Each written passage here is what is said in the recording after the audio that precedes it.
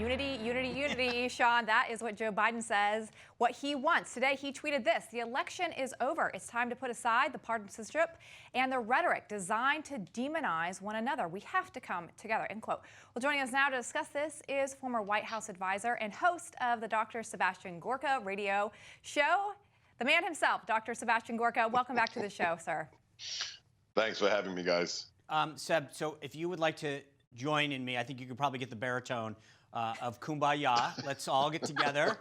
Let's sing. Let's sing in unity. Let me get my guitar. Let me get my guitar. Get your guitar. We'll hold hands. I mean, look, we should all just, But the problem with that tweet, and Lizzie and I were talking about it afterwards. There's something about it, and then I remembered. Oh yeah, he's called President Trump supporters chumps, ugly folks. He said that if you support him, you ain't black. He said that unlike the African-American community, with notable exceptions, the Latino community is an incredibly diverse community with incredibly diverse attitudes. He also said that the largest growth in the population is Indian American. You can't go to a 7-Eleven or Dunkin' Donuts unless you have a slight Indian accent. Quote, I'm not joking. This isn't a guy who seems to have a history of bringing people together and unifying them, right? I'll say one thing to sleepy, creepy Beijing Biden. Joe, you are a lying, dog-faced pony soldier. That's what I've got for your unity. You're plagiarizing a plagiarist.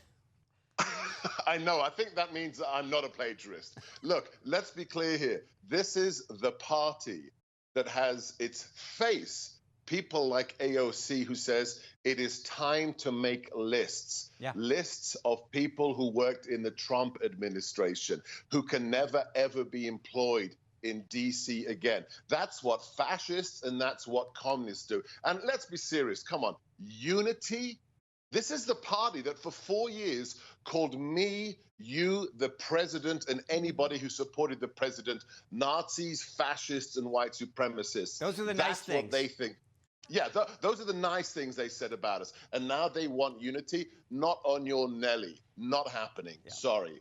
The interesting thing, obviously, yesterday, President Trump said that he is open to the GSA starting this transition process. And people have wondered why the president was ready to start this. And I think he is aware that if he doesn't do this in a Biden presidency, he will just start blaming everything that goes wrong on Trump and saying, if I would have got in there sooner, then this wouldn't have happened. This wouldn't happen. Take a listen.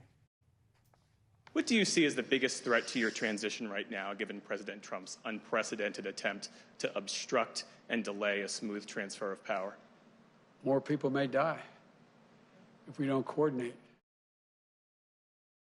Seb, we see now 3 companies that have potential vaccines, and it just makes me wonder if Biden does become the president, if he takes all the credit for that and gives none to Trump and says, all these people died because he didn't let me start this transition sooner.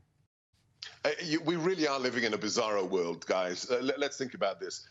Biden is blaming the president on people potentially dying because we are using the legal, political, constitutional process to make sure that this election wasn't rigged. When his party and his vice president nominee said, if a vaccine comes out and Donald Trump is the president, I'm not taking it. Yeah. Hang on. You're actually politicizing death when you say that, because it's not the president in the basement of the White House making the vaccine, but you're prepared to send a message to the American people. Don't take this vaccine because what? Orange man bad?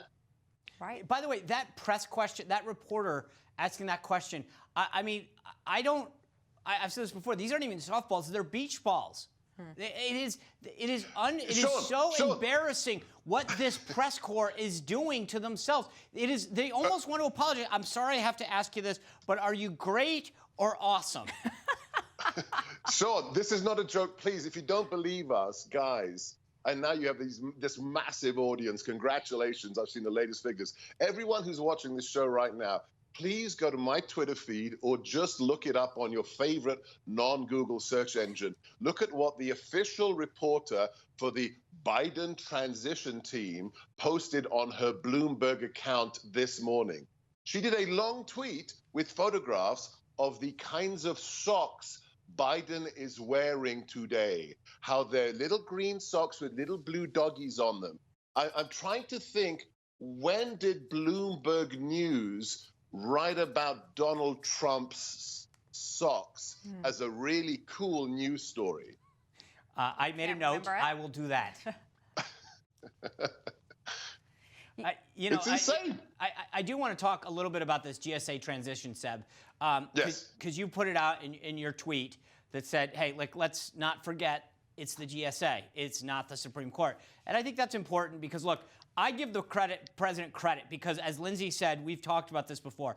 If he is ensuring that the country is first, that there is a smooth transition no matter what. Obviously, he's in office, so he has access to all this stuff. But there's no question in my mind that they will turn around and blame him for every foreign policy issue, every economic issue, and saying, well, for 14 days, we couldn't get in and look at a bunch of boxes.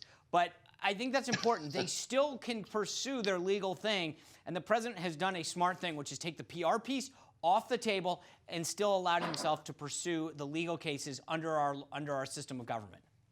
Let's just compare what happened 4 years ago to what's happening today. We are being told the president's a Nazi, he's an authoritarian, he's a fascist. Instead of putting, Claymore mines around the White House, he's actually saying the GSA can allow the Biden transition team to process its access to the administration. Obama was spying on us, was spying on the transition team and on the campaign. Obama himself, with Biden in the White House, was saying, you know what, you should use the Logan Act to take down Mike Flynn. So let's talk about who the real fascists are. Let's talk about what we can expect in the future. Right now, a former cabinet member of the Trump administration, Lapdog Mattis, is writing an article how we have to remove the concept of America first from a Biden White House's foreign policy. These people have no idea what happened in America in the last 4 years, what happened in the world. And you're right, Sean. If one wrong thing happens, they're going to blame the president who crushed ISIS, who built the wall, who brought us the lowest unemployment since 1969, highest unemployment figures for Hispanics and for blacks since record-keeping began. But that's facts, and they don't care about facts. It's all about narratives. Dow at 30,000 today, Seb. All good points. See if he gets any credit. Most likely not. But Seb, thank you for being here. Happy Thanksgiving. Hope you have a great Thanksgiving, and thanks for being here with us. Have a blessed Thanksgiving, all of you and your viewers. All right. You just watched Newsmax TV, America's fastest growing cable news channel, now in more than 70 million homes. You can get Newsmax TV on your cable system or check your cable guide. And if your system doesn't carry Newsmax, call them, tell them you want Newsmax TV, because we're real news for real people.